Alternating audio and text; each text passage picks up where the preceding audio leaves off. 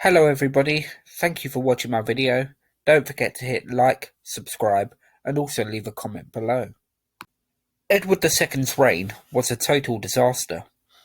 This was not because he was a malicious man or vindictive, as King John had been or Richard II would be, but the calamities in this reign can be put down mainly due to Edward's poor judgment. His favouritism of people like Piers Gaveston and a father and son, both named Hugh Despenser, alienated and made dangerous enemies of members of the nobility. Gaveston was executed before Edward gained vengeance of some sorts, but it was his relationship with the Despensers that caused him to make his most powerful enemy. This enemy came in the shape of his own wife, Isabella, daughter of a king of France and sister to another three. She had been sidelined and humiliated long enough by Edward. This is the story of her dramatic overthrow of a king of England. In the autumn of 1326, Isabella returned to England with a small force, including Roger Mortimer, said to be her lover. She had been, in effect, in self-imposed exile at the court of her brother, Charles IV of France. Isabella didn't receive as much help from Charles as she would have liked, and it's even suggested Hugh Despenser the Younger had bribed Charles to turn against her. In her mind, this would have left her with very little options but to invade England and to remove Despenser from power. In exile with Isabella was her and Edward's son, another Edward, the heir to the throne. Unquestionably, the main focus for Isabella's return was the removal of the hated Despensers.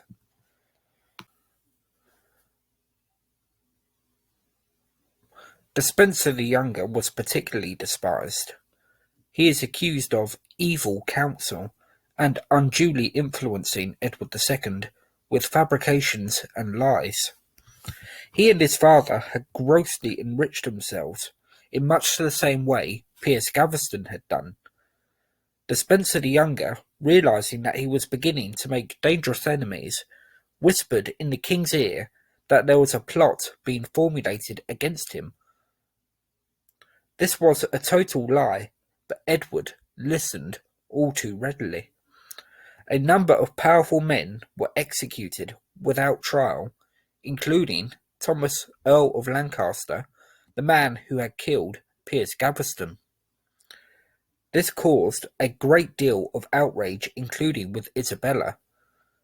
She could now see for herself the influence that the Despensers held over her husband.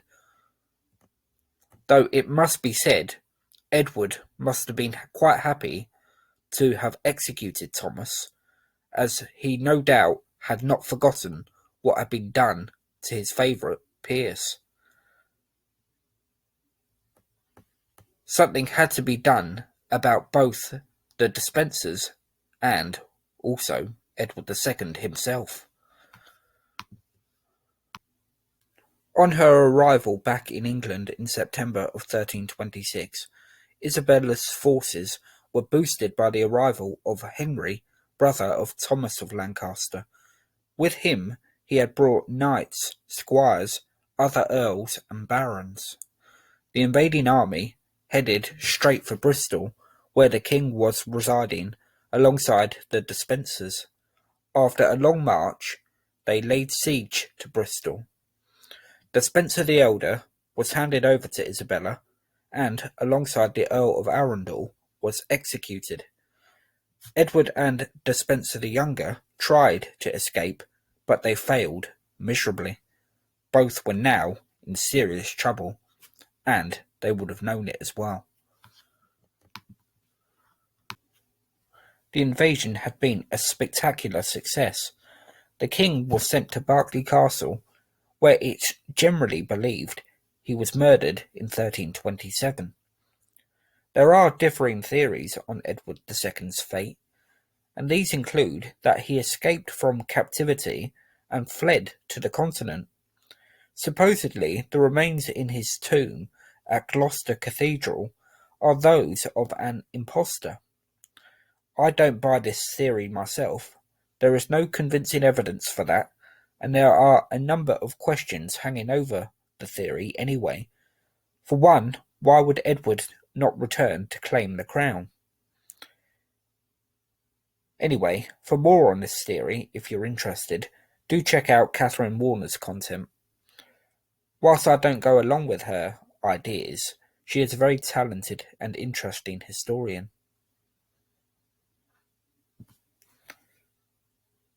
As for Despenser, he could expect no mercy.